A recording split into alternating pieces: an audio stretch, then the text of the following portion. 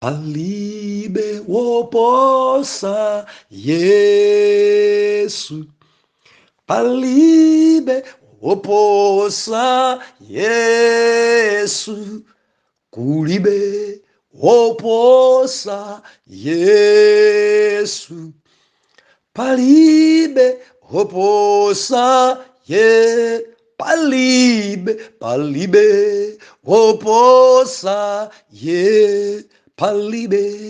palibe woposa Yesu. Farao alembi ananjenjemela, palibe woposa Yesu. Mafumu wonse amachita mantha, palibe woposa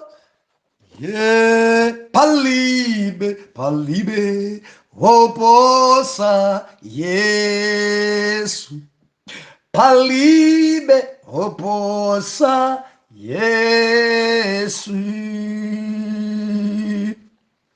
Ndikulandireni okondedwa omvera konse kumene muli.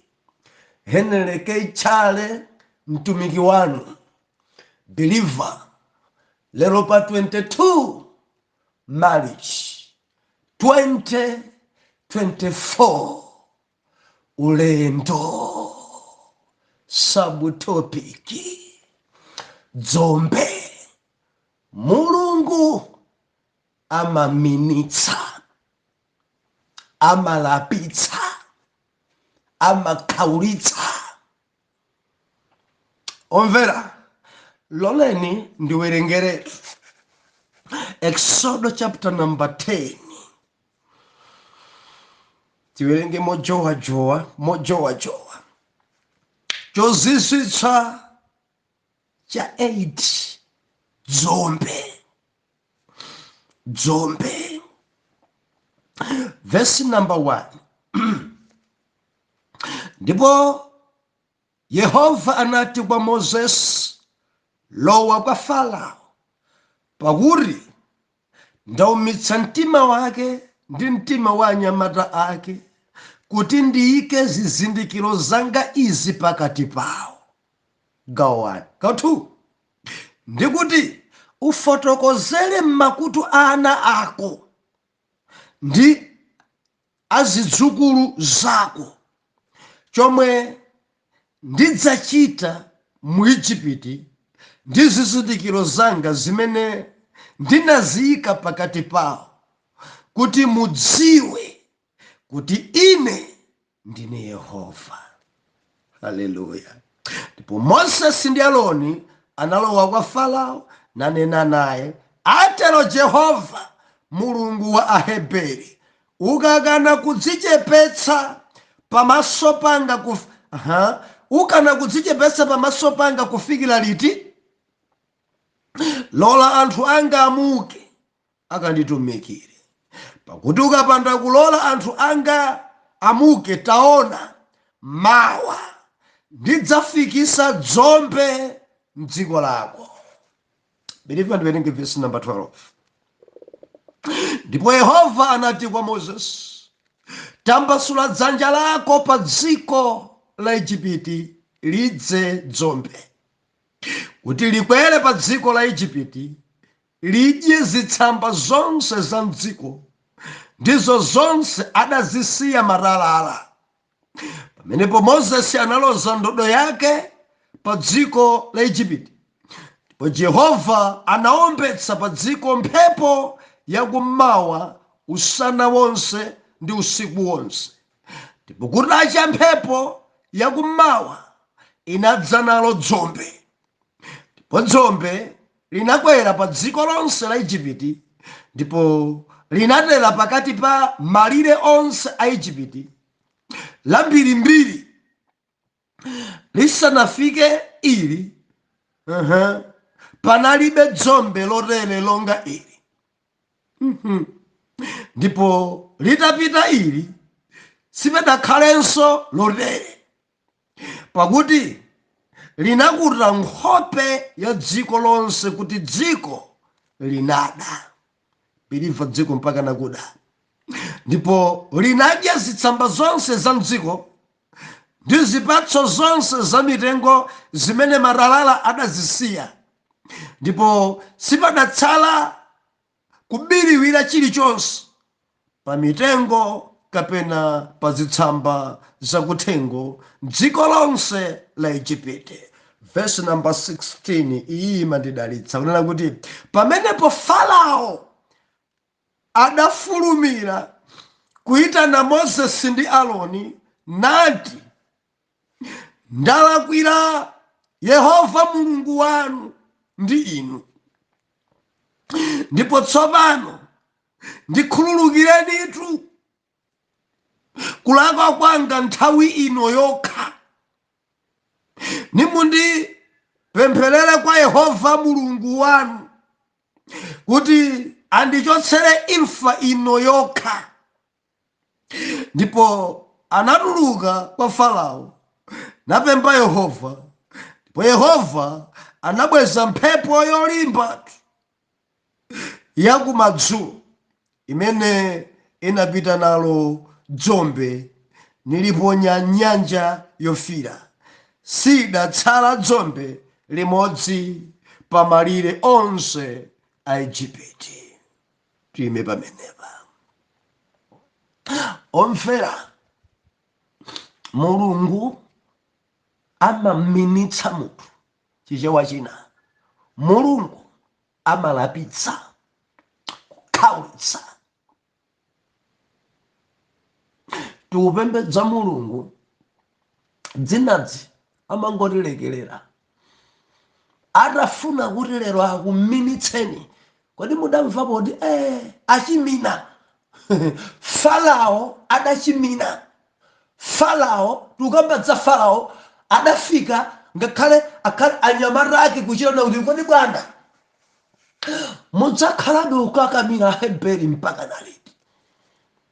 Mazunzo amene tikukumana nawo simukuwaona. Mudzakakamirabe kwakakamirabe kukhala nawobe pamene ife tikuzunzika, zinthu zathu zikuonongeka, dziko lathu kusakala, sidzikuyenda. Mudzakakamirabe mpaka naliti. Haleluya. Mulungu yamaminitsa. Biliva kunalinji msabatayi. Mulungu atilankhula nsabata imene. Mulungu atilimbikitsa nsabata imene. Mulungu atidzudzula nsabata imene.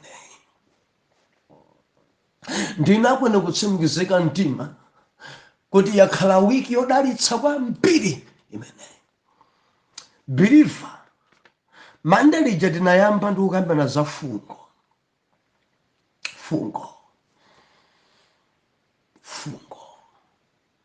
Igupto munadzadza fungo. Achule adanunkhisa dziko. Ndeti nawerenganso buku lija la Mlaliki, ntchentche zakufa, ntchentche zimayipitsa, zimaononga mafuta bwino, ntchentche. Fungo, chikhristu cha fungo loipa. Fungo loipa imasanzitsa, fungo loipa limasowesa mtendere. Ndeni machita tsindika kuti dziko ladzadza ndi fungo. Madyedwe anthu sakudya bwino, fungo. Achule akuononga, fungo. Kwadzadza ntchentche zakufa ntchalichi, fungo. Amapemphera koma amachita phada ntchentche zakufa, fungo. Dziko laonongeka. Biliva, Ambuye atithandize. Fungo. Amaimba kwaya koma ali ndi fungo. Amalalikira koma ali ndi fungo. Ndeti manena kuti fungo ina njosalemekeza mabanja. Mzimayi osalemekeza mamuna wake, fungo. Maulemu onse kumangopereka kwa bishop, mamuna wake sampasa ulemu, chinzimayi cha fungo. kuchalichi baba dzimalilime kumasuka zikansaluko oyera maduku oyera makwaya uniform zonse zabwino koma ulemu kubanja alibe fungo zibambo otchuka koma amene akazi amalekera tinena pano mkazi amene naye nambala kuita kusokodi amene ngwa nambala chani nambala mangosiya basi pagome alumbira liti amayi mudzalumbira pagome mpaka naliti talumbira lasi lidzasiyana mpaka na imfa itilekanitse lero mapezanso wina nimakukonda nimakukonda kuchita kulowesa kuti mene abusamu akuchoka apa pakumanga ukwati afuna afike pakuti funso iyi ndidayiyankha kale ndipo kuchita kulowesa fungo yolanda amunaye ni fungo longombanitsa anthu fungo ntchentche zakufa kuononga ntchito ya Mulungu kuononga ntchito ya Yawe ntchentche zakufa fungo lachiwiri ife tinaona zoluma haleluya zoluma kuluma makumbukira ndi tinaonamo ife nsabwe nkuzabweranso ntchentche zoluma pakati pachana tipasamayina awiri chimbu kapena kuti phwai ndi anzathu akumpoto amati kamudonidoni wadada muli uli kamudonidoni ena nanditumizira abusa kumpoto kandi kumpoto konse kani mbali modzi kanchitumbuka kanchi I think ndikuti akumpoto tikuyendera limodzi kamudonidoni ndilembera choncho kamudonidoni ntchentche zoluma zimene zimaluma ziweto ena mati dzimphanga ena mati bulula ena mati phwai ena mati chimbu zoluma Jehova adazitumiza pa Igupti kuti zilume ana a Farao zidaluma zidayamwa magazi zimachita kuyabwa kuluma kuyabwa ngati pali pamwendo pomwepo tuza wina nkumamva upeteka nkumadzikanda ndeti naonapo ife nsabwe anti makomenti ansabwe dzioneka ngati masiku ameno chama 1980 to 1990 to 95 tisanafike mma 2000 mo nsabwe zinagwira anthu ambiri chifukwa makomenti amene abwera ena ali ku South Africa ena ali ku UK ena ali ku America ena ali ntchito zikulu mbomamu anachita nabusa ineyo nsabwezo ndiye zidandidya nsabwe zidandizunza nsabwe ndapasida makomenti ochokera kwa azibambo komanso kwa azimayi nsabwe zidazunza nzaka zimenezo nzaka zalero ana nsabwe sakuzidziwa endikamulili kamene kaja kadapita ine ndi mmodzi mwayiwo kamene nsabwe zidandidya kwambiri ipopo ndilimbikitsa makolo amanena kuti wansabwe ndekuti udzalemera zimenezi ndi ndalama ndinamvanso mayi wina ukapita wanena kuti ankatilimbikitsanso choncho makona kuti nsabwezi ndekuti udzachita bwino udzalemera haleluya nde mukafufudza mwina timaulosi tamakolo tinkaoneka ngati akungonena taonani onse amene ndalankhula nawo ena ali ku America ena ali ku UK ena ali ku Cape Town ena ali mjubekumu ena ali ku Burundi haleluya biliva ramvera ndekuti mwina padali kachona dikena kuti nsabwe zikakumamatira kwambiri moyo kutsogoloko udzakhalako pabwinoko pang'ono muli bwanji nonse amene nsabwe zidakuvutani ati nsalu kuchita kuyanika pa dzuwa nsalu kuchita kunyika m'madzi otentha kuti mwina nsabwezo zithe kumeta mutu wonse ndilezala kuchosa nsabwe zonse kuti mtendere upezeke nsabwe zonse kuchosa koma tsesi kamamera nsabwenso zilimo kadzima chokera kuti nsabwe kuzunza mpaka na mablanketi chemukangodzuka kutenga kupita kayala panja kamu mafunda ziguduli zonse zimarumba kukayala panja nsabwe kuzunza kuyabwa kuluma komanso kuyamwa magazi nsabwe zidazunza zimachita kukhala mablanketi ambiri amene ndachita kumana nawo abusa na nsabwe zokha mona wina ligalimoto mwacha kuyendesa tabusa khana nsabwe ijanja ikulu ndipo dzikuoneka kuti nzaka zimenezo 3/4 ya anthu tikhoza nawo kuti 90% pa anthu 100 ambiri adali nsabwe zidazunza nsabwe zidawadya nsabwe adavutika nazo. Haleluya. Timanena nthawi zonse pano kuti Mulungu wathu ngwabwino amatisinthira nyengo tikuchoka ku zinthu nsabwe si zinthu nsabwe zimaondetsa nsabwe zimakupangisa kuti malungu akuyapfa zimakudya kukuyamwa magazi mtendere ndi kusowa nsabwe zimenezo biliva zidabwera pa Egypt Mulungu akuzindikiritsa Farao kuti iye ndi Yawe zoluma zoyabwa zowawa izi zidaluma chifukwa chokakamira mbumba ya Chiheberi chifukwa chozunza mbumba ya Chiheberi nsabwe zidazunza nsabwe zidaononga nsabwe adamvananso kuwawa komanso kamudonidoni adawazunza phai adavutitsa ntchentche zoluma zidaluma. Amene ndiye Mulungu.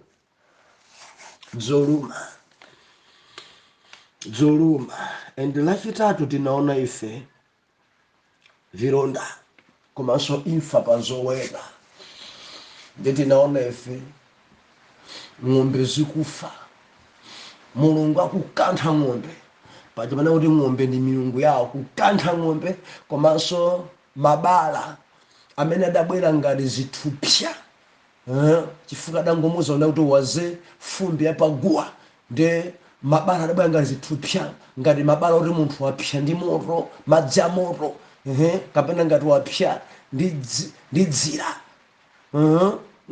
zakhudza na motozi zithupsa aliyense adali ndi bala nshensheng'o kumangozunzidwa mabala madzi kumangochucha mindo mudzimabala ende dzimabala zinabwera makamaka onga ngati muliri aliyense chilonda aliyense bala dziko lonse la Egypt aliyense pamwendo pake pakhosi pake kandi pa mkono mabala thupi yonse kukhala ngati zithupsa. Mulungu yuyu ndedzulo timaone ife kuti Mulungu amene timpembedza amaononga ndi tinaona ife matalala amene adagwa ngati miyala matalala adagwa pa Egypt ngati miyala yotsika mwamba koma ndi moto. Believe shawazi ayambanso ndikulankhula pano kaikhalanso ya matalala sindikudziwa. Believe matalala adagwa matalala adaononga matalala adathidzimula matalala adaphwanya matalala adapha ziweto matalala adapha anthu matalala adaononga mitengo matalala adaononga zonse za dziko la Egypt padali chipere matalala adavuta kuchola mitengo kuchola manyumba kuchola ziwero kumenya mbuzi kumenya nkhuku kumangofa matalala amene adagwa onga dzimiyala zima aye zibroko zinkangotsika kubwera kumpeza wina ali pa galeta kuthidzimula kumpeza wina ali pa galimoto kuswa wito kasi pha dzimiyala zotsika kuchoka mmwamba mpaka na Farao adachitanso kukuwa wachimwa ndine Jehova ngolungama. Mozesi mfiliyo ndine, Mozesi wamwanoyo ndine, Mozesi ndavomeleza, nyamukani pitani mutonongera dziko. Akuti Egypt idasakazika, mulungu uyoyo amaononga. Believe mulungu amaononga.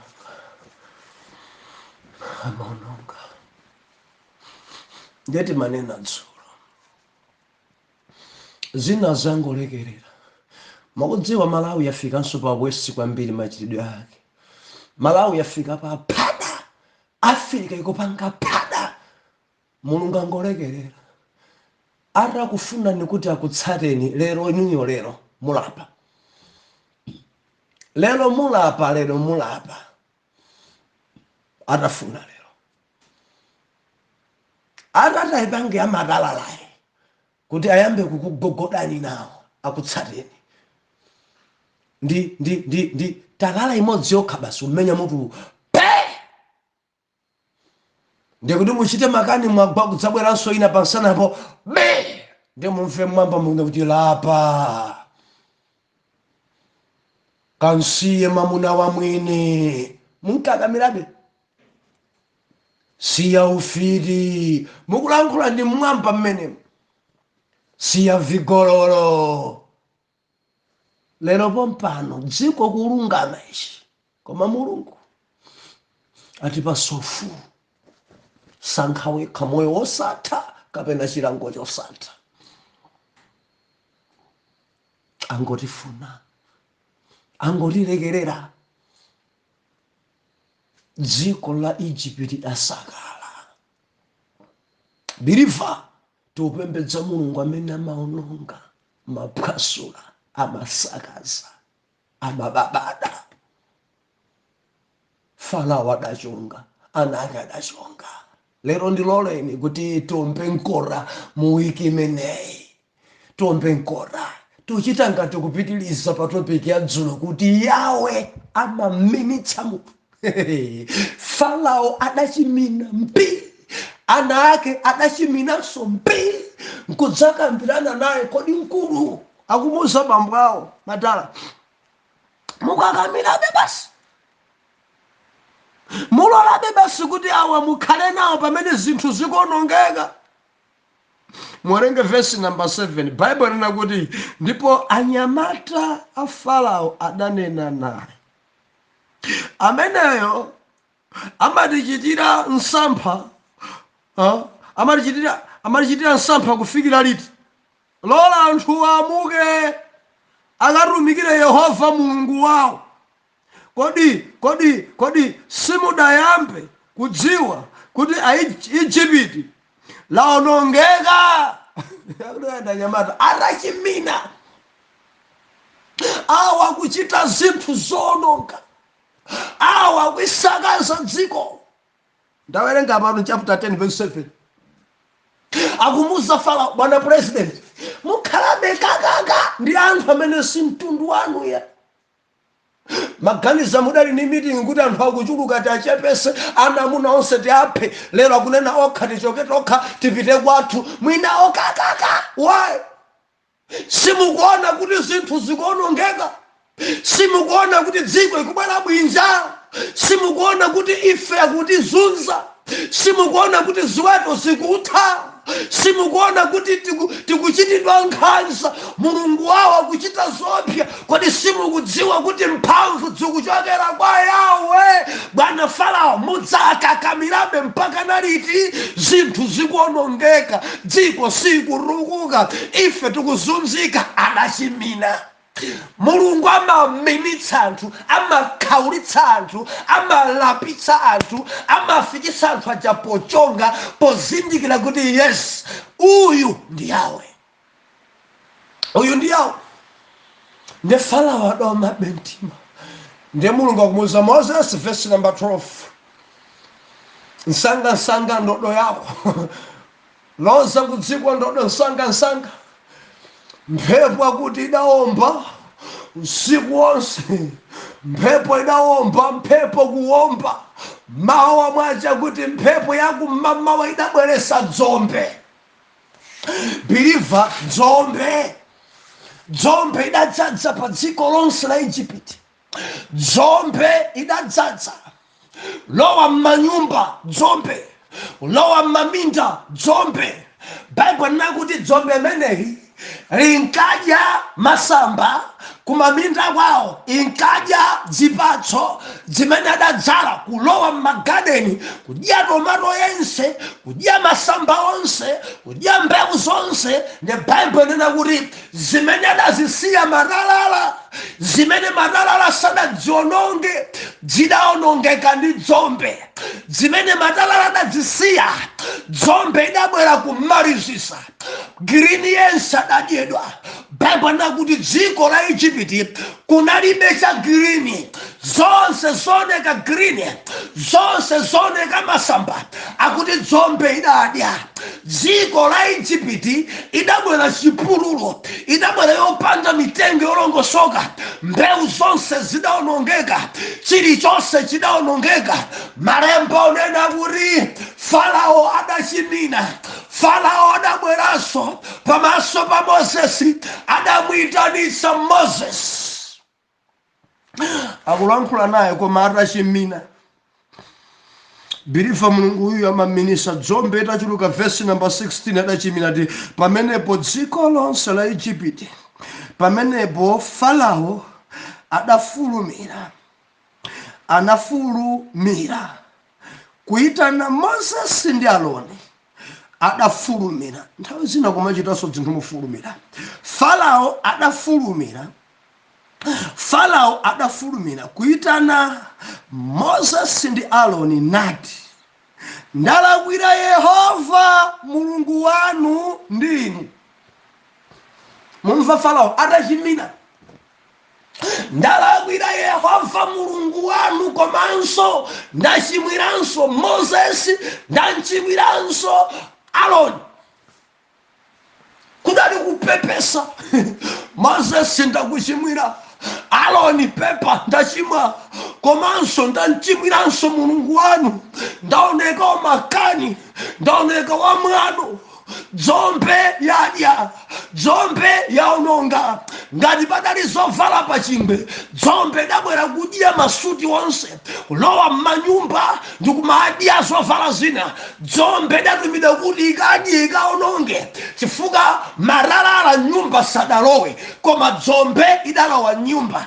Kungolowa nyumba, kulowa m'masitokesi, mzikwama maspandiwa, kutseko dzombe kumangodya chikwamacho, kulowa mkati kumangononga zonse, kadzimavero, kadzimadresi zodula, kazovala za chifumu, kazovala za asilikali, zonse zidzakudyedwa ndi dzombe. Kudali kumangozidya, kumangozibolabola, dresi jakuyidya sungaivalenso, fankayidya m'marakomu, kuyidya m'maberemu, kuyidya pamimbapa, ndakuti dresi sivalidwaso, trouser kuyidya m'marakomu, zonse zosayenda, shedi kuyidya kunsanaku, padalibe cholongosoka. Farao akuti ndachimwa, adachita chofulumira, adafulumira kumuyitana Moses nakuti ndanchimwira Mulungu, osati Mulungu yekha. Moses pepa ndakuchimwira, Aaroni pepa ndakuchimwira, adachimina.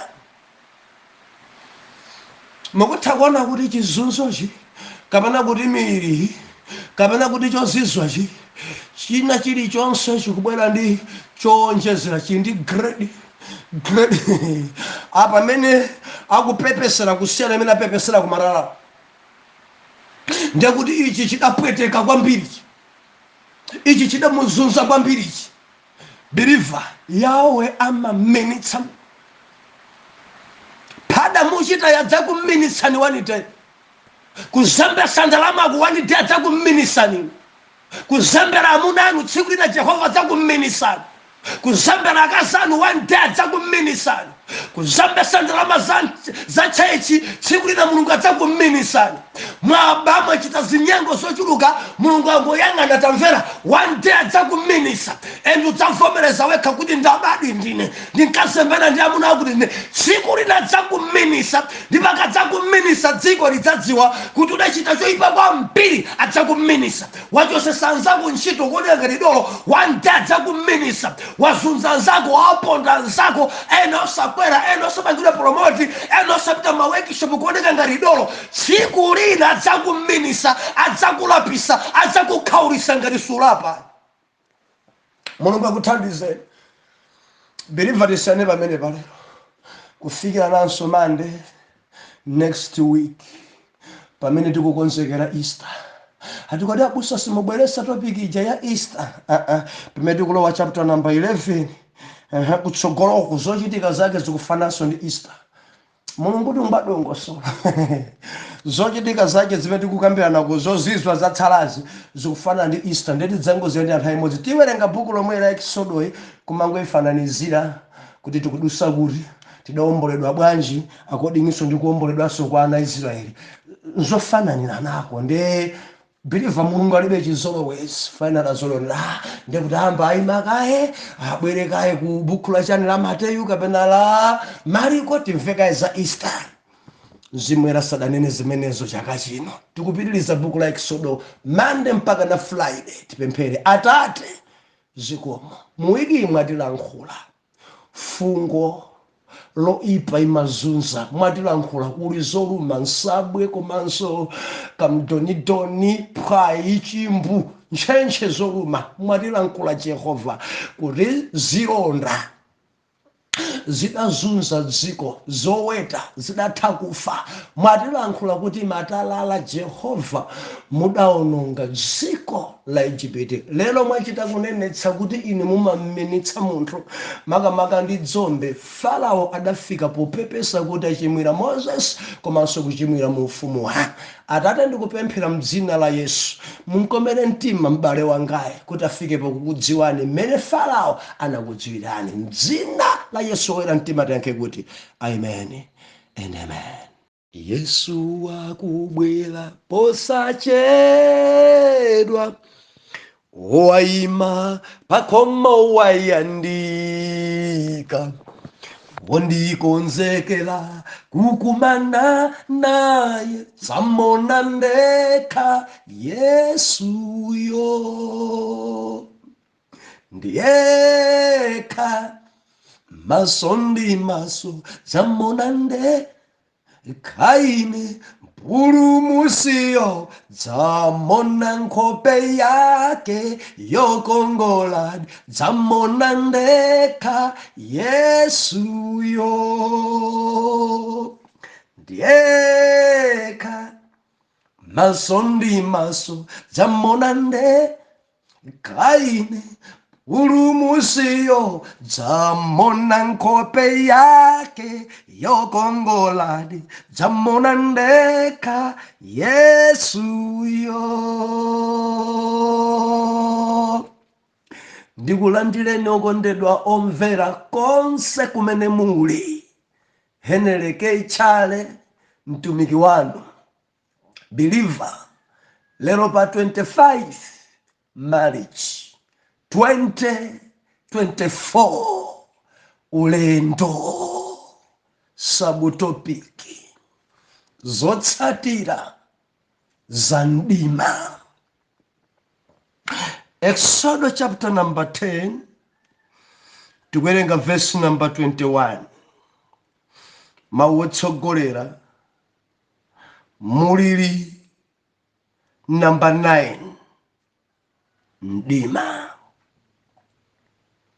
Verse number 21 ndipo Yehova anati kwa Moses tambasula dzanja lako kuthambo ndipo padzakhala mdima pa dziko la Igupto ndiwo mdima wokhudzika.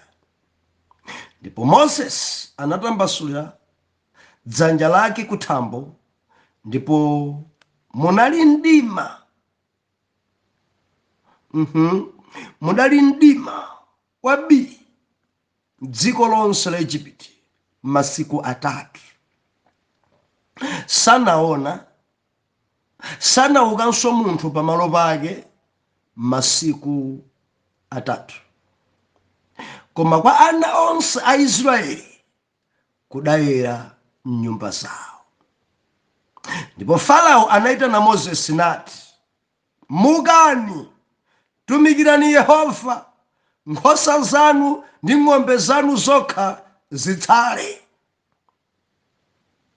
Mumuke nawo ana anu ang'ono. Koma Moses anati, mutipatsenso m'dzanja mwathu nsembe zophera ndi nsembe zopsereza, kuti tinkonzere Yehova Mulungu wathu zoweta zathu zomwe tidzapita nazo. Chosatsala chiboda chimodzi, pakuti mwa izo tiyenera kutero kutumikira nazo Yehova Mulungu wathu, ndipo tisanafikeko sitidziwa umo tidzamtumikira Yehova. Verse 27. Koma Yehova anawumitsa mtima wace wa Farao, ndipo anakana kuwaleka amuke. Ndipo Farao ananena naye, choka pano, uzichenjera, usaonenso nkhope yanga, pakuti tsiku limene udzaona nkhope yanga udzafa. Ndipo Moses anati, mwanena bwino, sindidzaonanso nkhope yanu. Biliva timire pamenepa. Mwanena bwino, sindidzaonanso nkhope yanu. Biliva tinasowana masiku awiri awa kona la munda. Pokonzekera Easter tinali alaundi. Nthawi zonse timanena kuti tikamasoweka mbali ino timakhala tili kona iyo, ndipo mbali imene ijanso kumakhala ntchito. Munda waukulu muchitika ntchito zolekanalekana munda mmenewu. Mbali ina ija sikunagwesedwe, kuli chitedze, kuli dzoyabwa, kuli dzimirengo, kufunika kugalauza, kufunika kalozera. Munda waukulu kwambiri. Biliva usangokhala, dzuka lowa mundamu, onetsa ntchito yako mundamu. Ngati nkupalira, palira mmene usaonongeke. Ngati nkubayira fetereza, panga zimenezo. Ngati nkuthirira, thirira mmenemo. Ngati nkugwesa, gwesa mmenemo. Kani nthawi yodzala, dzala mmenemo. Munda waukulu kwambiri usamakhale mulesi. Dziko langa ladzaza ndi alesi, dzuka, ntchito njosayamba mundamu. Haleluya. Tinasiyana sabata yatha.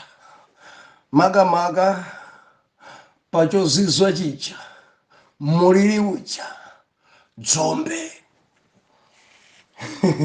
Haleluya. Zimene zidatsala kumadalala, dzombe adaononga. Muliri wa dzombe udadya zinthu. Mulungu akukhaulisabe Farao. Mulungu akumonesabe mbwadza. Mulungu akuzunzabe dziko la Igupto. Pakuchitika zozizwa kapena kuti miliri, kuti Farao ndi mbumba yake ifike polemekeza pomudziwitsitsa Jehova. Poyamba Moses akumuza, adanena mawu amwano, Yehova ndani kuti ndimvere. Mulungu amene akutuma ndi ndani kuti ndilole Aheberi achoke m'dziko muno asiye kutigwirira ntchito, apite akapembedze Mulungu nda. Adanena mawu amwano kwambiri. Ndife tamba kumona pa matalala akukuwa akufula. Moses ochimwandine, dzombe itabwera mpaka nadamwira naso Moses zafika pa mpawesi pitani. Haleluya. Pang'ono akudziwa kuti dziko imene akukhala silawo. Pang'ono akudziwa Farao. Mpaka na ife tinaona sabata yatha kuti alembi anafika pomfotokozera mfumu yawo bwana wawo. Sizikukhudzani bwana ya dziko likusakala simukuona ya aloleni apite apo. Dziko likwera bwinja simukuona bwana Farao akunena ndi alembi. Matalala atasakasa dziko litabwera mansansa. Dzombe kubwera adadya ka green kena kali konse atidalo wa nyumba ndikusakaza kudya zovala kudya madresi kudya matalauza kudya masuti. Dzombe idazunza idapereka usiwa. Dziko ikubwera nsansa. Ijipiti kusakala. Ijipiti mulungu akuiumbudza mpaka na Farao adziwe azindikire alole mpaka na dzamvesesa dzampembedze mulungu wa Israeli. Mulungu akuchita zonsezi kuti Farao adziwe kuti kumamba kuli mulungu. Endi ku Gosheni kokhako kumene kudali mbumba ya Chiheberi kumene kudali bechopweteka. Dziko limodzi adangodula malire kwe onsopezeka mbali ya Farao kukumana ni mbonaona. Onse amene ali mbali ya Chiheberi kudali mtendere amene ni mulungu amene feti mpembedza. Believer kupembedza mulungu amene. Mulungu amene amadya za Farao. Kurumiza dzombe kuononga za Farao. Mera udaonongeka, mbewu zidaonongeka, dzogolola dzombe dabwera kudya china chilichonse cha green, and dziko idalowa njala, dziko idasauka, dziko idasakala kutsala mansansa. Jehova wa Chiheberi, Jehova wa Israeli akuzunza Egypt. Believer, pachalero ndi Monday, endi ndi wiki imene tukonzekera Good Friday, Easter. Ndelo tikuyamba kunena kuti zotsatira za ndima. Believer tukunena kuti ndima pali zingapo zoti tikambirane. Believer kudziko kukakhala ndima pali zotsatira. Ndima ukagwa pali zotsatira. Zimene zimachitika according ndi Bible akuti Jehova akulankhula ndi Moses. Moses, tenga ndodoi uchite kuloza kuthambo. Ndipo ukangotenga ndodo kuloza kuthambo pachitika chozizwa. Ndimanena nthawi ina kuti mulungu uyuyu ukamoyamba ulendo amangukuza ziwiri. Kureku zinthu zochuluka zimbachitika uli mkati mwa ulendo. Kureku dzoti kumene kukakhala ndima Moses ndi mulungu pachitsamba pacha sadamuze. Pachitsamba pacha dangumuza kunena kuti ndodo yako ikumeneko ikasandukako njoka. Nkumuza kuti dzanja lako layika pachifuwa chako. Dzanja jankubwera lakhare. Ndiye awamusa kuti pita zambiri zikachitika ukauyamba ulendo. Believer tutumikira mulungu amene ulendo ukayambika amaonetsera zizindikiro, amaonetsera zozizwa ulendowa ukayamba. Wina sakuyambabe akudikira zozizwa zonse. Akudikira alemeleletu kena kuyambe utumikira. Akudikira chuma chikwane, akudikira mamiliyoni. Ndidzamba utumikira ikangokwana 2 miliyoni. Ndidzamba utumikira galimoto ikapezeka. Ndidzamba utumikira maspika akapezeka. Ndidzamba kutumikira tikagula firitana. Hallelujah. Yambirani ulibe firitana imapezeka uli munsewu. Basi imapezeka uli munsewu. Zida zimapezeka ukugwira ntchito osati ndithandizeni. Mukapanda kundithandiza sindikalalikira. Khalani. Simudatumidwe khalani. Hallelujah. Ndima. Lero believer ni ndima. Zotsatira za ndima number 1. Ndima umampangisa munthu kuti asaone bwino. Believer ndi limodzi. Ndima umampangisa wina kuti asaone. Number 1. Number 2. Ndima umapangisa kuti ngozi zichitike. Ndima. Mukamafufuza ngozi zambiri zimachitika chifukwa cha ndima. ndima. Number 3, ndima umaonongesa zinthu. Tukenda limodzi na Mulungu. Ndima zinthu zambiri sitidadzone bwino chifukwa cha ndima. Kuteko wina sindidaone ponyamuka, sindidaone andi chifukwa cha kusaona. Wina adagwambuna, wina adauomba mwala. Ndima biliva ngati anthu amaombana, wanjinga ndi wanjinga. Ndima musiku ngozi imachitika mpaka na kuombana pwa. Wina kagwa uko pi, wina kubharanso kuja pi. Mukafufutsa kuti anthu aombane ndima. Ena adagwa mudzenje au palasa njinga, njinga ili pa spidi, palasa njinga mpaka na uyo apitayo pwa, njinga kuchoka. Ena mpaka na kuchipatala, ena adafa. Chidachititsa nja ndima. Biliva ndima ulinzotsatira. Ndima umapangisa ngozi mpaka na ena kuluza moyo. Ndima umapangisa ngozi mpaka na ena kurani kuvulala. Ena nyumba mwao adakagunda khoma pi. Zotsatira zake chipumi chonsechi chidavulala. Zidapangisa kuti zichitika chonchibwanji ndima kudali blackout. Magetsana tima zotsatira zake. Wina adakaponda mbali, adaswa makapu pa ndima. Biliva ndima siwa bwino. Ndima umaonongetsa zinthu. Ndima ndikuti ndima umaponda zinthu zokuthandisa mpaka na kuzivulala. Ena ndima mpaka na adaponda bibi. Ndima ngoipa. Ndima zotsatira za ndima. Malemba kuti bwa ku Egypt chimene chidachitika, Mulungu akumuwuza Moses, uyitenge ndodo uloze kuthambo. Ndifuna kuti pa dziko pa Egypt pakhale ndima. Ndipo Moses adaitenga ndodo icho nkuloza kuthambo kuti pompo padali ndima, koma ndima wokhudzika. And ndima udakhala kwa 3 days. Masiku atatu ndima. Dzuwa osaoneka kwa masiku atatu, kuwala osaoneka kwa masiku atatu. Egypt idadzadza ndi ndima pi. Biliva Bible inakuti palibe munthu amene adaona 1. Number 2, palibe munthu amene adadzuka.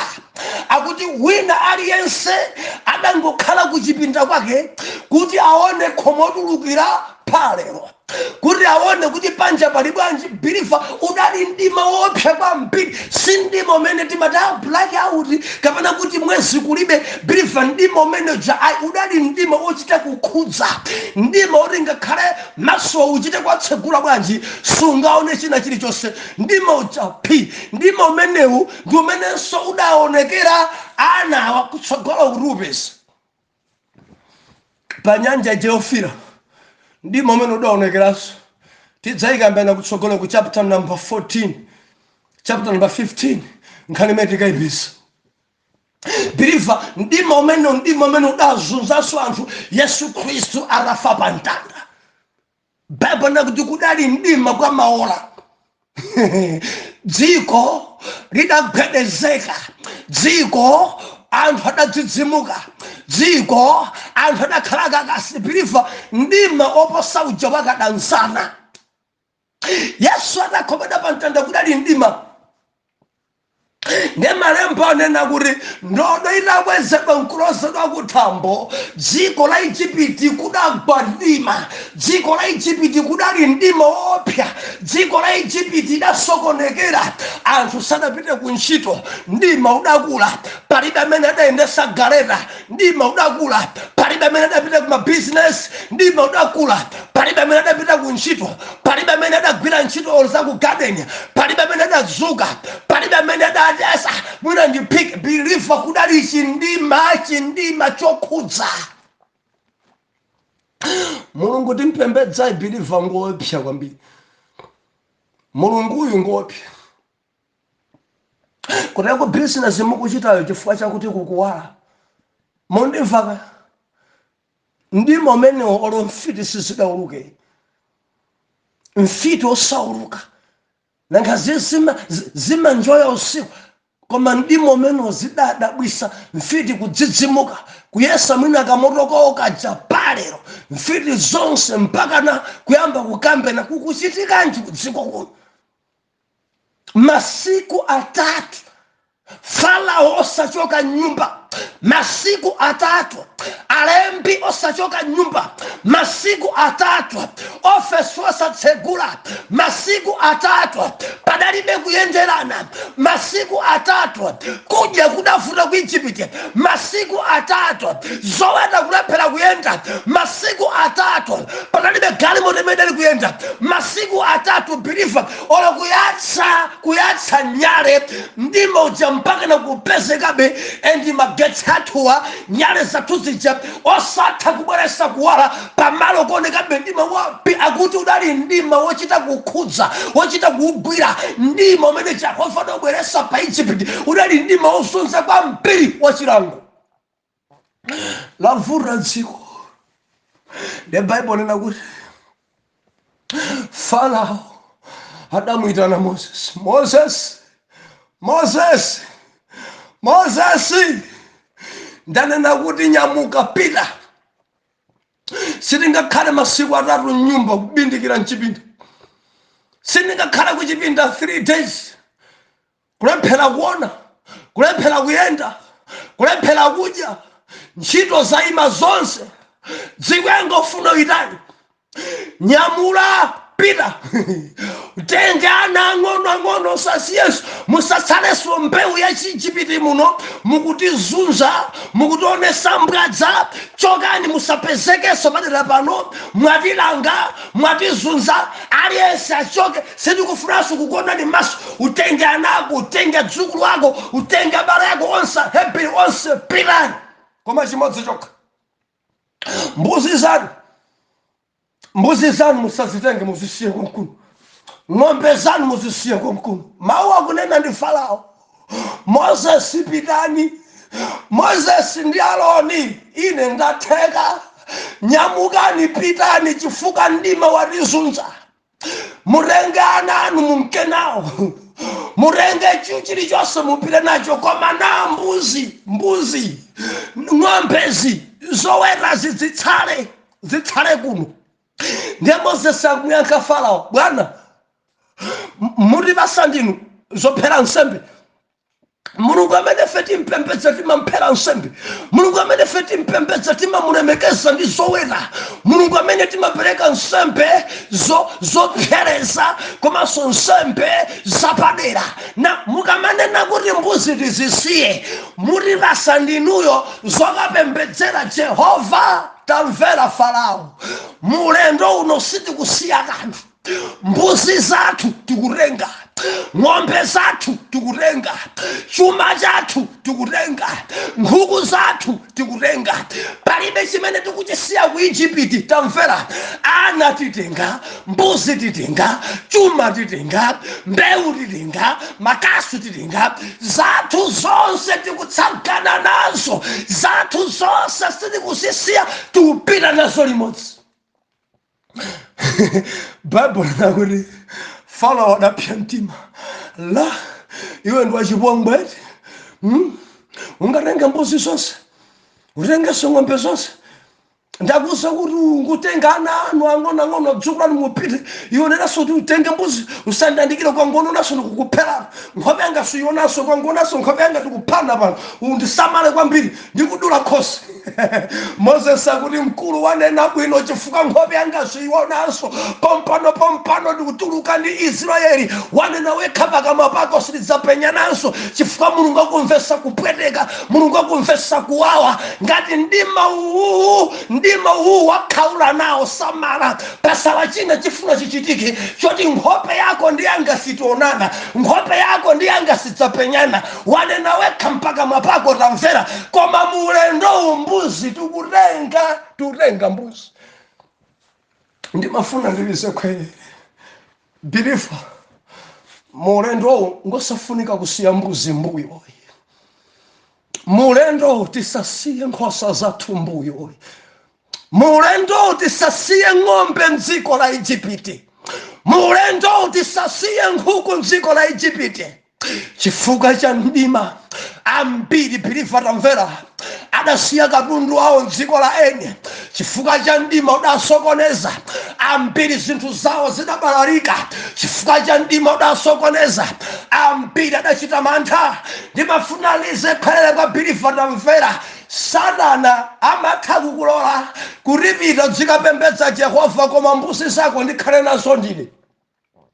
Kureku kudziko kuno kwachuluka anthu ambiri wapemphera amene Satana adavomereza pita dzikapemphera koma nkhuku zako zizikhala m'manja mwanga. Lero pano wapemphera ambiri chuma chawo chili m'manja mwa Farao. Ine sinimadabwa kodi kuumira kumeneku kwa mtundu wanji, kumana kumeneku kwa mtundu wanji, kuipa mtima kumeneku kwa mtundu wanji. Munthu wopemphera koma sathandiza kuntchito Mulungu. Munthu wopemphera koma sathandiza osauka. Munthu wopemphera wachuma ndithu koma anamasiye sathandiza. Saphera nsembe Jehova, nsembe zopsereza pamaso pa Yawe, koma ali ng'ombe, koma ali mbuzi. Ine yankho ndayipeza. Alipo opemphera ambiri lero amapemphera koma chuma chawo chili m'manja mwa Farao. Chili m'manja mwa Farao. Samadya ndi munthu. Farao adati Moses pitani, ana anu mupitanso muzikapemphera nawo konko, zidzukulu zanu mupitani mukakhale mpingo wanu umodzi, koma mbuzizi tidzikusungirani ndife. Mbuzi zikhala kunobe, ng'ombe zanu zikhala kunobe, chilichonse chikhala kunobe. Moses akuti pada Farao ndi pada mene. Mulungu yuyu timampembedzaso ndi zoweta. Biliva muniva. Mulungu wa Chiheberi amapembedzedwanso ndi zoweta. Mulungu wa Chiheberi amapembedzedwanso ndi ng'ombe. Mulungu amene amapembedzedwanso ndi mbuzi. Ena ndine napano ndi akapolo. Mbuzi zawo koma samadya. Ndi akapolo, eneni akapolo a dziko. Ali ndi nkhuku koma ndi akapolo. Zinazi anthu adazitenga kwa Farao, zinazi adazipata kwa diabu, ndi adapasa malangizo osadzerekeze kupha nkhuku. Kuteku pali ena ngopemphera ndi akulu a mpingo koma Satana adauza kuti usadzerekeze kupha nkhuku yako yoweta. Ena adapasa kuti pachako zidya nkhuku imodzi. Imodzi basi, ukafuna nsomba usamadye nsomba yayikulu iyi. Satani ng'ono ngati ndzala mubonya. Sarana biliva kuli anthu kudziko kuno ali ndi dzinthu koma mazilamulo ndi Farao. Ndipo Farao savomereza kuti anjoye nazo, zili m'manja mwa Farao. Ndi akapolo wolemera inde koma mphawi. Mudzampeza wina ng'ombe mwina 300 koma muyang'aneni chikabula chokhadzuka kuyang'ana matako ali panja, nsapato alibe, ali ndi zimapatapata za mitundu iwiri, patapata china cha black, chipatapata china cha yellow, kuyang'ana pansi pa patapata pali mawaya. Dereka ngoti akuponda ndi kuti mwendo wako kupweteka mayo chibala chachikulu kwambiri, sangathe kugula nsapato, sangagule sandasi yabwino. Farao adamuwuza kuti zizikhala kuno ng'ombe zako. Angari ndinena nawo ng'ombe zawo zili m'manja mwa Farao. Adanamiza sing'anga usadzerekeze kupha ndiwo. Adanamiza sing'anga chonde usadzerekeze kudya nyama. Endi pamudzi pawo nyama samadya. Adaletsa mmango dabo kuti ngopemphera banja ndi mbuzi sinimadya, nkhuku sinimadya, bifi sinimadya, nyama ilonse sinimadya. Madya chani? Madya tinsomba koma ting'ono. Tinsomba ting'ono. Ati kwa utaka bonya abonya koma chambo chambo daletsedwa. Adakuletsa basi mtima obi ayiwala zimene akufotokoza kuti adaletsedwa kene kuti basi mtima ngani mangomva bi mtima ngani ali nazo inde koma zili m'manja mwa Farao. manja mwa Farao, manja mwa Farao.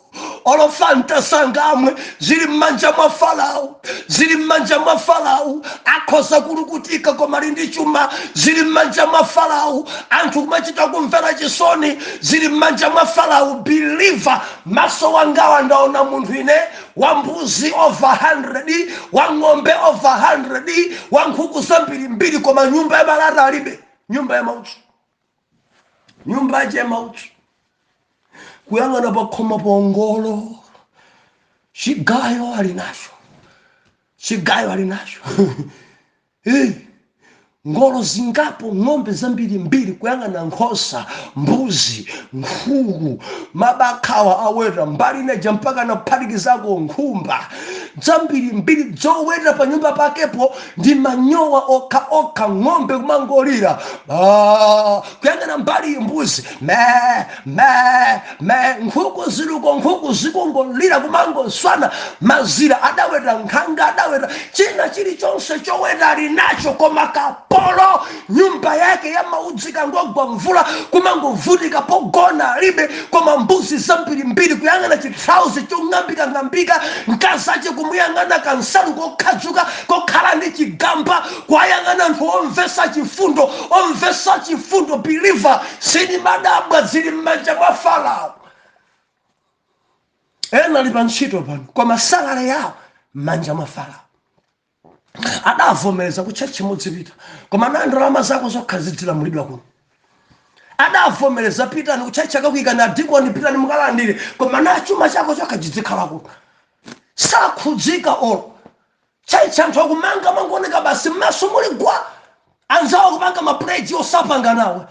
Nthawi ino ya Easter anthu apita akatumikira uko, akusonkha za transport, ndilibe chilichonse, sindipita nawo kuteko ndalephera. Anzawo kupita msonkhano kuli Longwe, ena kupita Easter yomwe kunja kwa dziko, ena akapangira kuchitipa, ena akakumana chakumulanje kuboma uko. Transport yake ni 3,000, kunka ndi kubaya 6,000. Koma ali ndi mbuzi ali pa ntchito ati mbale ndili maluzi andipwenya kwa mbiri ndi kugwagwa kwa chakumbale ndilibe chochita. Mudzafika cha enawa chuma chawo chili m'manja mwa Satana, chuma chawo chili m'manja mwa Farao. Alibe nacho ufulu. Mukhoza kumona kuti ali mgalimoto, koma alibemo ufulu. Adamuletsa sing'anga kuti mkazi wako asadzakwere galimoto wa. Maso anga ndaona ine banja yokhala ndi mthuthumula, koma samakwezana ngati banja. Ali mgalimoto yaying'ono, koma akazawo sakweramo. Ali mgalimoto yayikulu, koma satsagana ndi akazawo. Ndipo palibe tsiku imene mungapeze mkazi ndi mamuna galimoto. Mamuna akhoza kukhala ku nyumba, atenga wantchito mpese mzimayo kuti atsagane, sangatsagane sing'anga adaletsa. Mukadzangotsagana galimoto imodzi, chuma chidzatha. Moti ndinena pano ndi akapolo. Ndakapolo zonse chifukwa cha mdima. Oh, haleluya. Farao akuti nyamuka, ana anu tengani, ang'ono ngakhale akulu pitani, zidzukulu zanu tengani pitani, koma na mbuzi zokha ndi ng'ombe zokha zikhale kuno. Zotsatira za mdima Believer, zinthu zimaonongeka, zinthu zako zotsatira za mdima Believer. Tamvera, zinthu zako amakhoza kuzilamula Satana. Zotsatira za mdima, ngati sulengesa kuti pawale ukhala ndi chuma koma osadya mdima. Anthu sadadye ku Egypti mdima, anthu adazunzika ku Egypti mdima, kuona sadali kuona mdima, kuphika sadatheso mdima, ngozi zidachitika mdima. Ndimati ndifunse, kodi chuma chanu mwanyamuka nacho mulendo? Ndalama zanu Farao akupatsani kapena ali nazo ndi Farao? Haleluya. Ndifunseni amayi, kodi mmene amunanu aja mapangira mukayang'ana, kodi chumachi mumachilamula ndinu akuchilamula ndi Farao? Mbuzi akuzilamula ndani? Mukunka nazo pa ulendo umenewo, mukuyenda nazo. Mbuzi zanunso zidafika kutchalichi, ng'ombe zanu zotembenukanso mtima. Mudachitenga chuma chanu chonse kuchipereka pamaso pa Mulungu, kapena kuchilamulira ndi diabo, kukada kuthamanga kuzungulira khola maliseche. manja mwa Farao akapolo achuma ndimafuna ndilise pherere muuze Farao ndikudzilenga zonse ndikupita nazo ifa ndikaphere nsembe Jehova mondilondole mawa biliva Atate mdzina la Yesu zikomo mwatilangiza kuti mulendo unowa sofunika sokusiya zinthu mbuyo mulendo unowa zofunika kutenga zonse kupita nazo chifukwa mdima wankhaulitsa Farao ativomereza kuti tipite koma kugwirira mbuzi zathu mu dzina la Yesu. Landi yanga, dola yanga, paundi yanga, mbuzi yanga nditsagana nazo kukaphera Jehova kwa mulemekeza mwa Yesu wa ku Nazareti oyera mtima tiyankhe kuti amen and amen. Zonse kumwamba, zonse kumwamba, zonse kumwamba, tidziyamika kumwamba, zonse kumwamba, zonse kumwamba, zonse kumwamba, tidziyamika kumwamba, moyo kumwamba, imfa kumwamba, ntchito kumwamba, tidziyamika kumwamba, banja kumwamba, chuma kumwamba, zonse kumwamba, tidziyamika kumwamba. Ndikulandire okondedwa omvera konse kumene muli, Heneleke Ichale mtumiki wanu believer lero pa 26 March 2024 ulendo sabutopiki Mulungu amapa. Exodus chapter number 11 mawotsogolera chozizwitsa cha 10 imfa ya ana oyamba kubadwa. Lole tuwerenge limodzi verse number 1. Bible ikunena kuti ndipo Yehova ananena ndi Moses watsala mulili umodzi, ndidzatengera Farao ndi Aigupti pambuyo pake adzakulolani muchoke kuno. Pamene akulolani kupita, zonadi adzakuyingitsani kuno konse. Lankhula tsopano makutu anthu kuti mwamuna yense apemphe kwa nzake ndi mkazi yense kwa nzake zokometsera za siliva ndi golide. Ndipo Yehova anapatsa anthu chisomo pamaso pa Aigupti. Munthuyo Mozesi ndiyenso wamkulu ndithu m'dziko la Igupti pamaso pa anyamata a Farao ndi pamaso pa anthu. Ndipo Moses anati, atero Yehova, monga pakati pa usiku ndidzatuluka ine kunka pakati pa Igupti, ndipo ana woyamba m'dziko la Igupti adzafa, kuyambira mwana woyamba wa Farao wokhala pa mpando wa chifumu wake, kufikira mwana woyamba wa mkazi wokhala pa miyala yopera, ndi ana onse oyamba azoweta. Ndipo kudzakhala kulira kwakukulu m'dziko lonse la Igupti. Dziko lonse la Igupti kunalibe kunzache kotere, sikudzakhalanso kunzache kotero. Haleluya. Koma palibe galu adzafunyitsitsa lilime lake ana onse a Israeli ngakhale anthu kapena zoweta, kuti mudziwe kuti Yehova asiyanitsa pakati pa Aigupto ndi Aisraeli. Ndipo anyamata ako onse awa adzanditsikira nadzandigwadira ndi kuti, tulukani inu ndi anthu onse akukutsatirani. Ndipo pambuyo pake ndidzatuluka. Ndipo anatuluka kwa Farao wakupsa mtima.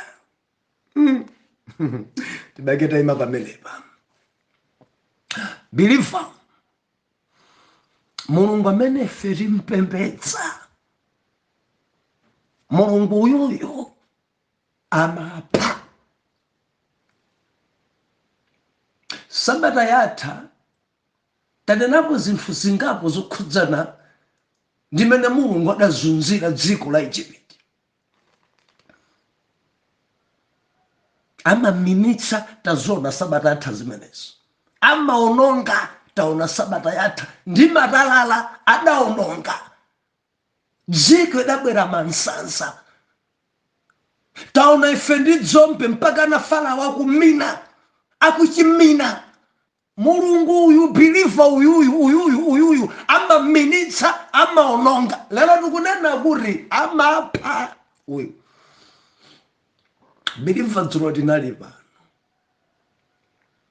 tinaona ife mdima dzulo, kuti mdziko muli mdima koma kwa masiku atatu, osadzuka kwa masiku atatu, osalowa ku ofesi pa masiku atatu. Ndeti naunikira kunena kuti mdima umaonongetsa zinthu. Mdima anthu amachita ngozi. Mdima anthu amabambuna. Mdima anthu amakhoza kuombana. Mdima anthu amakhoza kuononga katundu, ena kuzimenyesa ndi khoma. Mdima ndeti manena kuti mdima dziko la Igupto kunadzadza mdima endi kunasokonekera. Chimene Farao wadanena, chimene dzulo chinatsindikizidwa kwambiri ndi Mulungu, akuti pa masiku atatuwa Moses watikhaulitsa, pita utenga ana ako, utenga dzukulu ako, utenga abale ako, sakuoneninso ni maso, pita. Ndipo kuti dzulo adapsana mtima, kupsa mtima kupweteka kwa Farao mpaka na kumuza Moses kuti ukadzangwa ndiyandikiranso ndikukupherapo. Farao adakhumudwa kwambiri naye Moses. Usadzairekezenso kuti nkhope yanga ni nkhope yako kuonana, ulikadzangu kuti ndakuonanso ndikukupherapo. Satana kopyeza, sakudziwa kuti akulimbana ndani, sakudziwa kuti Moses ndi ndani, sakudziwa kuti Moses akuchita tsogozedwa, sakudziwa kuti olimbana Moses akulimbana ndi Yawe. Moses ati, mwanena bwino madala, nkhope yanga ndi yanu silidzaonana. Mwanena bwino mfumu, chimene mwanena chichichitika ndendende, koma Mulungu akumvesa kupweteka. Ndadzulo timanena kuti tikamatuluka mulendo tidzisamuka ndi zonse, tisamazisiye zinthu mbuyo. Chifukwa Farao adanena kuti ndikupanganiririzi mupite, koma nazo wera zikhala kuno, mbuzi zanu zikhala kuno, ng'ombe zanu zikhala kuno, chuma chanu chikhala kuno, ana anu tengani, zidzukuluzo tengani, abale anu pitani, mukapembedze Mulunguyo, pitani, musasaleso munthu kuno chifukwa mwatipangisa ngozi, zinthu zathu zayima chifukwa cha mdima. Chokani, koma mbuzi tizisiya kuno. Ndeti manena dzina kuti Mulungu amakhoza kumulola munthu adzipita ku chalichi. Believer, hallelujah. Jabu amakhoza kukulola kuti udzipita ku chalichi, koma udzipita kowekha chuma chako chidzikhala mdzanja lake.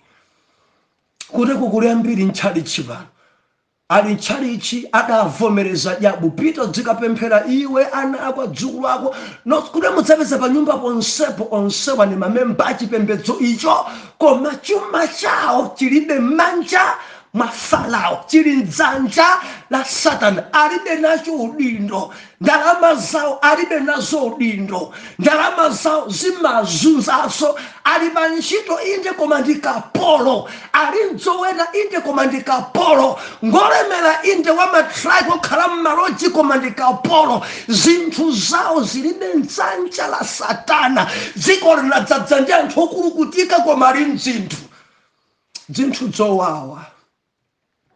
Ndati napereka chitsanzo makamaka kudera lathu lino, ena mwa asena ng'ombe kopya koma kuwayang'ana machita kumvesa chisoni. Sindikudziwa kuchilomweko ngati alipo, sindikudziwa kwatumbuka ngati alipo, sindikudziwa atonga muli bwanji, angoni achewa, sindikudziwa. Koma ena amene ndaona kwathu kuchita kukhudzika, ng'ombe khola lodzadza, mbuzi khola lodzadza, nkhuku ali nazo, zigayo ali nazo, koma yang'anani nyumba imene akugona, yang'anani zovala zimene ali nazo. Munthu nkumadabwa, kodi zimene zibwanji zokhwimira. Adankaniza Farao usadye, adankaniza Farao usamavale bwino, adankaniza akamayenda ngati apa mphawi weni kapolo kapunthabuwe, koma nthu nkumadi mkulu uyuyu ali ndalama uyu. Ndewina adaimbate chiphaya chakumangochi cholowa mbanki nkukarenga miliyoni koma chitavala cha mapatapata mitundu iwiri. Kudziko kuno kuli anthu zinthu zawo zili m'manjabwe mwa Farao, zili m'manja mwa Farao. Kumadabwa mukuti awa ndi ndani chiudindo chontha kupereka tamene wandiolemekezeka kwambiri, ndamene tinkadikira kuwayang'ana amene akubweramo mavalidwe omvesa chisoni, ngakhale lambale lileni yochita kusoka ndi mika. Pali zimatumba dzina amazitcha kuti mika choncho. Kuchita phatikiza, kuyang'ana shati nkolala. Kudabwa kodi uhedmaster umene ungokhwima bwanji, chifukwa alipo ena makwesera chifukwa chakukhwima. Uhedmaster koma ali m'manja mwa Farao. Kumadabwa bwanji simukuvala zovala zabwino. Tamadzilemekezani ndinu munthu wamkulu. Tawi zonse kumangovala mosokonekera, zinthu zili amalandira salale koma ndalamazo zili m'manja mwa Farao, sangathe kugula zovala zabwino. Zumadabwisa kuti chithalauza wacho chimene agulacho chachikulu kwambiri modakhoza vala anthu atatu. Banja tamene aja ndi mwini wa pano, ahedidija ndi amenewo akubwera kuti bambo lufu.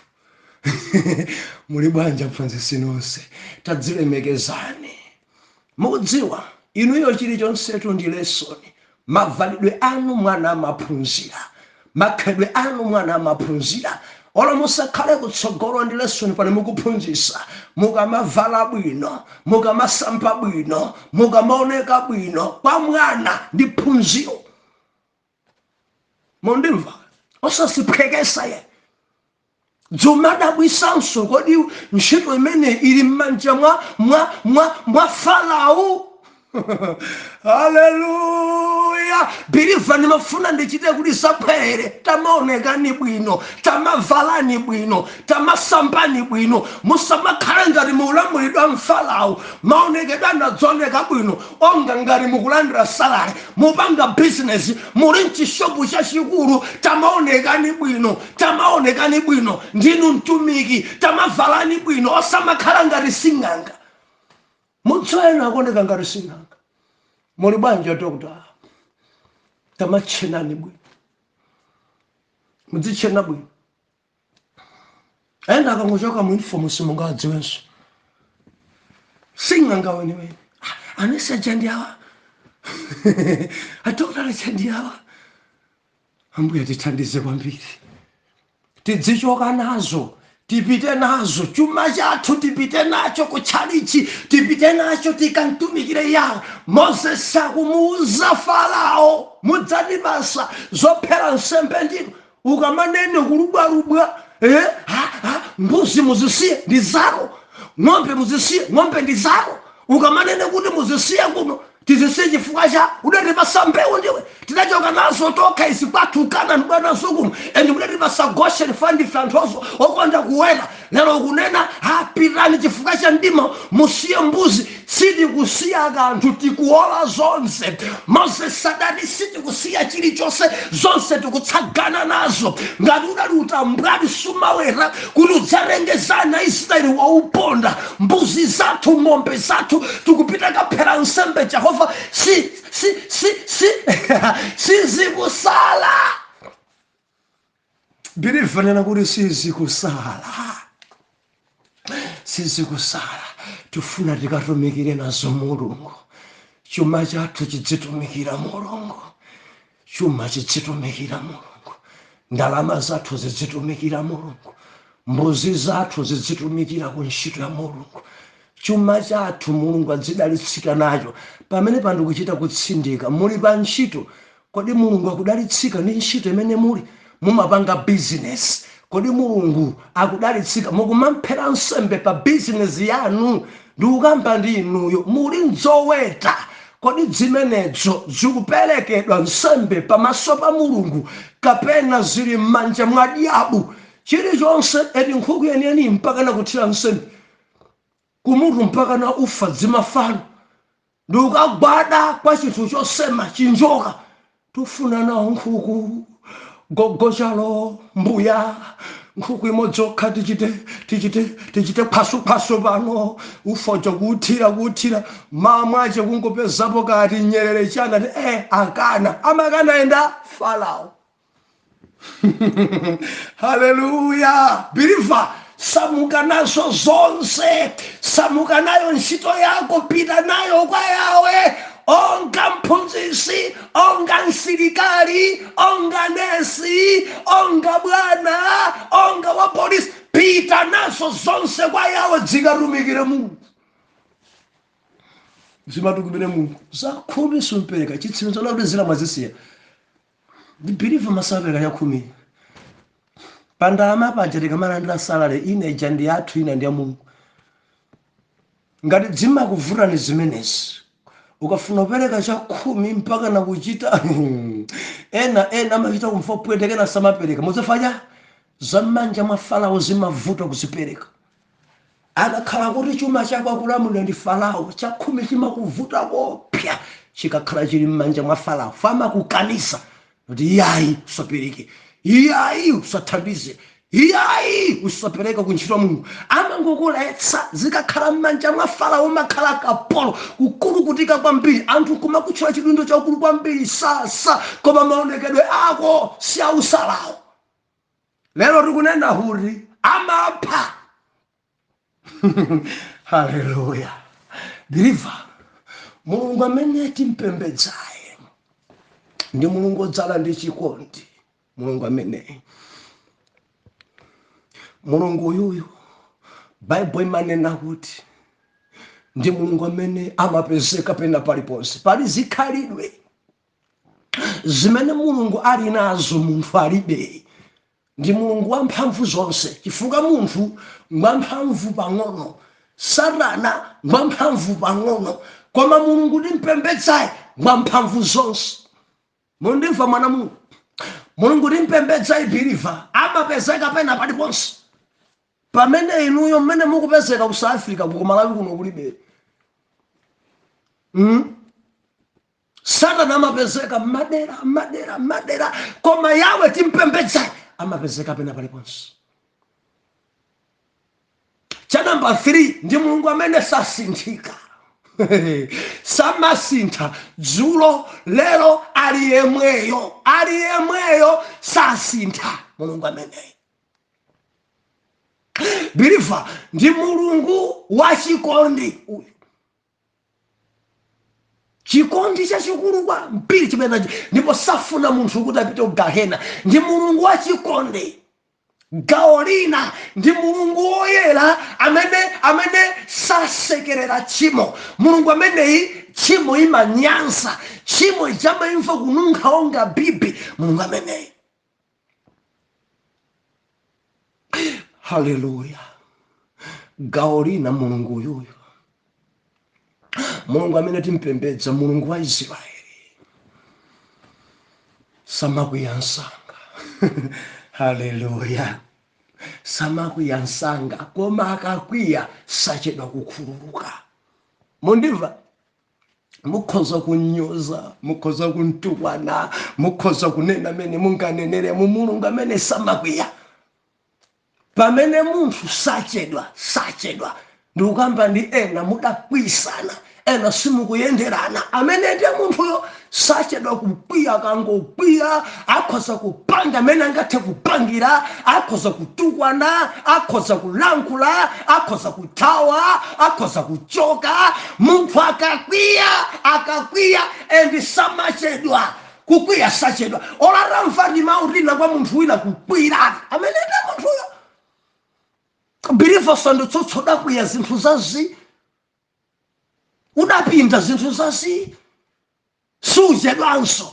Kandi zona kasi zona, sumachedwanso kukwiya, suchedwanso kupira. Ena simukuyenderana, wina adakuzani mabodza, mudakwiya. Pamene mulungu amene ife timpembedza sakwiyansanga. Olo anthu antukwane, olo anthu anenere mawu a mwano, olo anthu ankulire mtima, sakwiyansanga. Koma ngati angakwiye sachedwa kukhululuka, winayo akapepesa. Pamene wina akhoza kupepesa banja liya palibe. Zimene udachita siningangokhululuka pompo ya. Palibe. Pepani ndidachita molakwisa pepani ati maswera huonanso. Haleluya. Pamene mulungu wa Aheberi akakwiya sachedwa kukhululuka. Koma ndimafuna ndikuzeni chinthu ichi, sachedwa kukhululuka akakwiya, koma maola kapena kuti maminitsi amene akwiyawo imakhala kuti dziko labwera chipere. Akakwiya mulungu 2 hours ndekuti kwavula, ndekuti amene akwirawo ndithudi alira pakhala chipere. Akakwiya Jehova kumkwira wina kandi 10 minutes zimenezo zikhala ngati zaka chifukwa chiwonongeko chachikulu kwambiri chichitika. Believe tonena kuti amapha. Mulungu yuyu akakwiya amapha. Mulungu yuyu akakwiya amaunonga. Mulungu yuyu akakwiya amaminitsa. Mulungu yuyu akakwiya dziko imachonga. Akumuza Moses watsala muliro umodzi. Ndichichita chimenechi ndipo Farao ndi ana ache onse adzachita kukuvomerezani kuti tulukani. Pitani. Ndipo zikachitika choncho mumuze mwamuna aliyense kani mzimayi wina aliyense apemphene oyandikana naye wa Chiigupti kuti apatse zokongoletsa.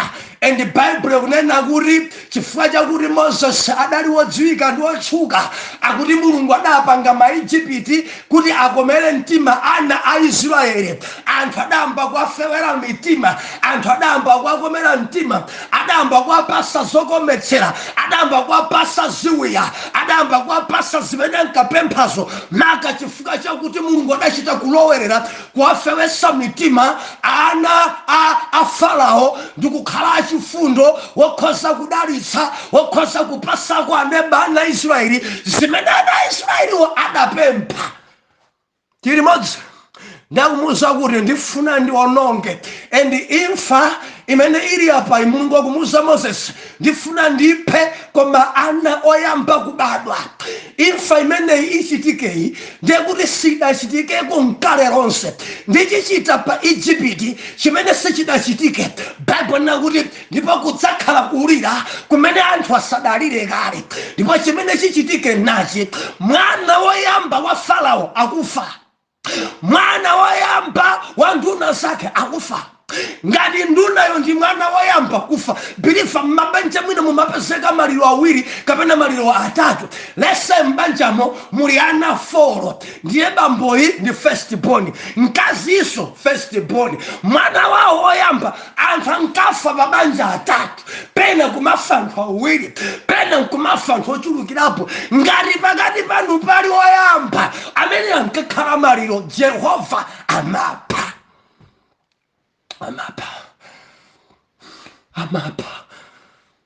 Maliro ku Egypt.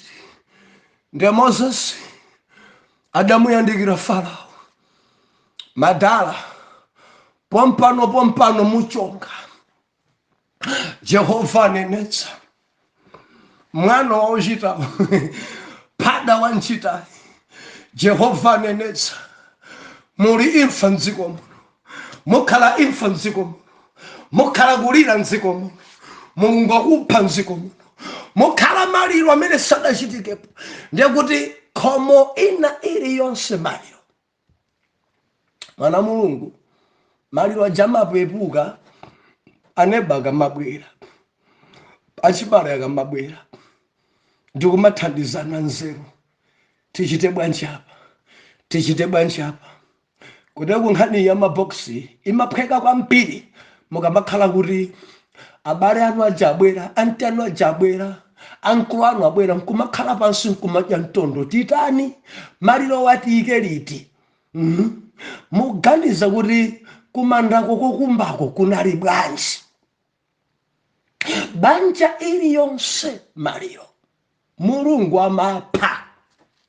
Banja iliyonse anthu adalikulira, banja iliyonse mudachitika imfa, banja iliyonse wina adalowa, banja iliyonse imfa idachitika.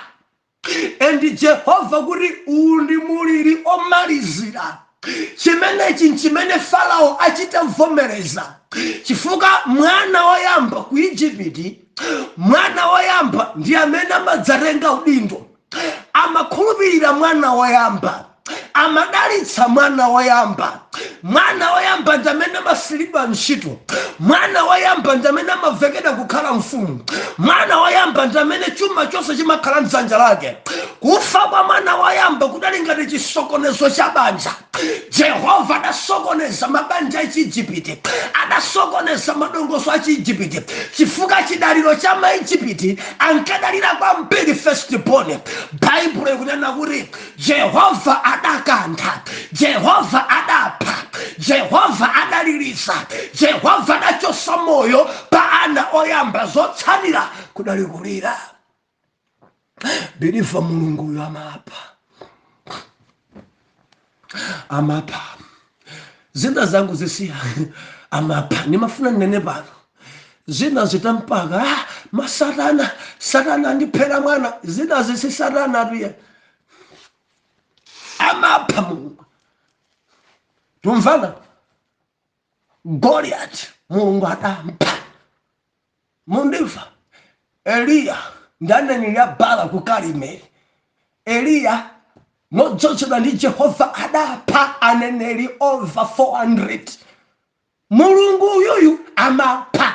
Kamfunseni Anania ndi Safira atachita bodza tabisa chopereka cha nkumanena ombono onama pamaso pa Petulo. Ndiye Petro nakuti kodi ukunyenga mzimwera, ukupusisa mzimwera? Akuti pompo Anania adagwa pansi adafa. Safira mkazi wake kubweraso ntendere ndi akufunsa wachitapangana iwe ndi mamuna wako kuti mupusise mzimwera, pomwepo chinkaziso chidadzukaso pansi adafa. Jehova amapha.